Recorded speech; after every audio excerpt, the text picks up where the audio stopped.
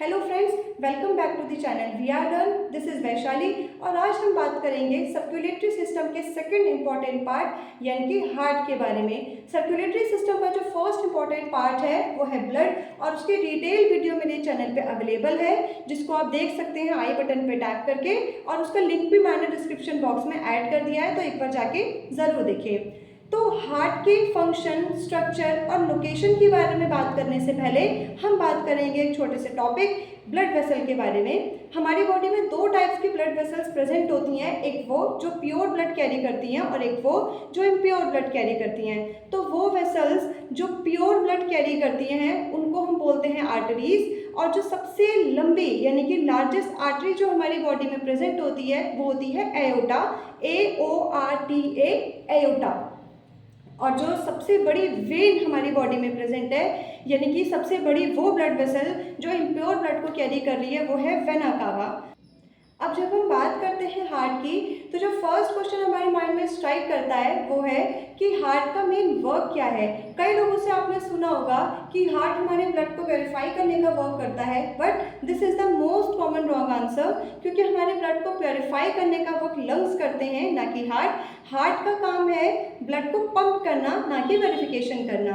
और जब हम बात करते हैं हार्ट की लोकेशन की, तो जनरली आपने और हमने यही सुना है कि हार्ट हमारे लेफ्ट साइड पे लोकेटेड है, बट ये भी एक गलत बात है, क्योंकि जो हार्ट की एग्जैक्ट लोकेशन है वो है मिडल ऑफ द चेस्ट, यानी कि हमारे दोनों लंग्स के बिल्कुल बीच में हार्ट लोकेटेड है, जो कि लेफ्ट साइड पे थोड़ा सा टिल्टेड है। उसका रीज़न भी ये है क्योंकि कि जो हमारा राइट लंग है वो हमारे लेफ्ट लंग के कंपैरिजन में थोड़ा सा साइज में बड़ा होता है और लेफ्ट वाला लंग थोड़ा सा छोटा होता है, इसीलिए वो लेफ्ट पे थोड़ा सा टिल्टेड है ताकि उसको ज़्यादा स्पेस मिल जाता है अपने फंक्शंस में वर्कआउट करने का।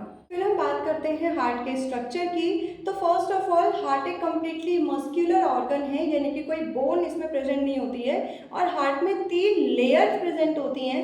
जो आउटर मोस्ट लेयर है उसको बोलते हैं एपिकार्डियम, जो मिडिल में लेयर प्रेजेंट है जो हार्डेस्ट लेयर भी है वो होती है मायोकार्डियम, और जो इनर मोस्ट लेयर है उसको हम बोलते हैं एंडोकार्डियम। और जब हम देखते हैं हार्ट का स्ट्रक्चर, तो हार्ट में 4 चैम्बर्स प्रेजेंट होते हैं, जिनमें से अपर 2 चैम्बर्स को हम बोलते हैं atrium, the right atrium and the left atrium, और लोअर 2 चैम्बर्स को हम बोलते हैं ventricles, the right ventricle and the left ventricle. और जो अपर 2 चैम्बर्स हैं यानी कि एट्रियम, उनका मेजर वर्क होता है ब्लड को रिसीव करना लंग से भी और सारे बॉडी पार्ट से भी, और इस फेज को हम बोलते हैं डायस्टोल। और जो लोअर 2 चैम्बर्स हैं यानी कि वेंट्रिकल्स, इनका मेजर वर्क होता है ब्लड को पंप आउट करना लंग्स में भी और सारे बॉडी पार्ट्स में भी, और इस प्रोसेस को, इस फेज को हम बोलते हैं सिस्टोल। और ये कंप्लीट साइकिल यानी कि सिस्टोल प्लस डायस्टोल होती है 1 कार्डियक साइकिल, और 1 कार्डियक साइकिल का जो टाइम ड्यूरेशन होता है वो होता है 0.8 सेकेंड। मीन्स जब हार्ट इम्प्योर ब्लड जो बॉडी है उससे रिसीव कर रहा है, फिर उस इम्प्योर ब्लड को लंग्स के पास भेज रहा है फॉर प्योरिफिकेशन, और प्योर ब्लड लंग्स से रिसीव कर रहा है, फिर उस प्योर ब्लड को सारे बॉडी पार्ट्स के पास पंप आउट कर रहा है। ये पूरी जो प्रोसेस है दिस इज 1 कार्डियक साइकिल, और इसमें हमको लगता है 0.8 सेकेंड का टाइम।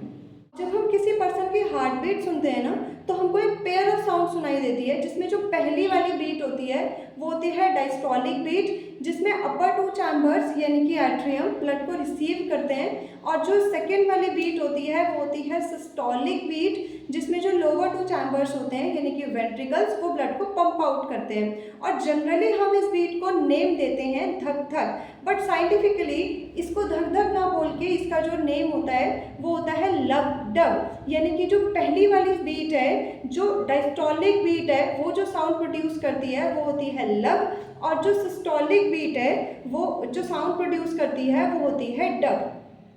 अब हम बात करते हैं जब एक एवरेज बीपी की, यानी कि एक हेल्दी पर्सन का जो एवरेज ब्लड प्रेशर होता है वो कितना होता है, वो होता है 120/80। अब कभी आपने सोचा है कि यहाँ पे 2 नंबर्स प्रेजेंट क्यों है? तो जो पहला वाला नंबर है यानी कि 120 वो होता है डायस्टोलिक ब्लड प्रेशर, यानी कि अपर 2 चैम्बर्स का ब्लड प्रेशर, और जो सेकंड वाला नंबर है यानी कि 80 वो होता है सिस्टोलिक ब्लड प्रेशर, यानी कि लोअर 2 चैम्बर्स में ब्लड का क्या प्रेशर है वो।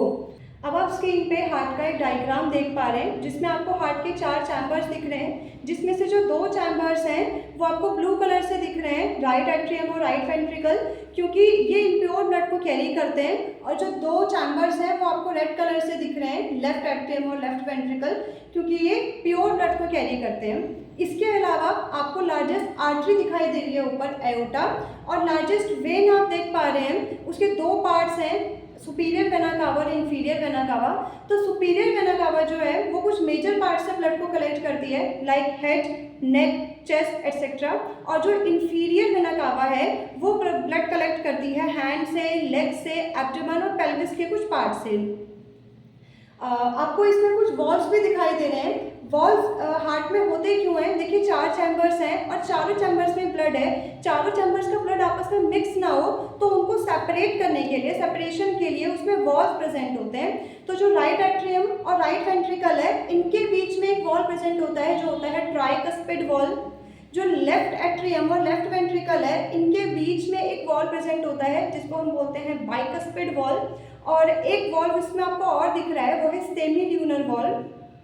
वो वॉल्व जनरली किसमें होता है? जो आपकी वेंट्रिकल्स हैं और आर्टरीज हैं उनके बीच में वो वॉल्व होता है। जब वेंट्रिकल आर्टरीज के थ्रू ब्लड को सेंड करते हैं तो वो ब्लड सेंड बैक ना हो इसके लिए पंप होते ही वो वॉल्व जो है वो क्लोज हो जाता है और वो जो ब्लड है वो आगे फ्लो हो जाता है। 2 टर्म्स इसमें आपको और दिखाई दे रहे होंगे, पल्मोनरी आर्टरी और पल्मोनरी वेन्स। इसको हम पढ़ेंगे अपनी नेक्स्ट वीडियो में, जिसमें हम ये जानेंगे कि कैसे हार्ट लंग्स के साथ कोऑर्डिनेट करके सर्कुलेटरी सिस्टम को कंप्लीट करता है, कौन कौन से पार्ट्स उसमें इन्वॉल्व होते हैं और पल्मोनरी आर्टरी और पल्मोनरी वेन्स क्या होती हैं। तो अल्टीमेटली हम सर्कुलेटरी सिस्टम की कंप्लीट प्रोसेस को उस वीडियो में जानेंगे।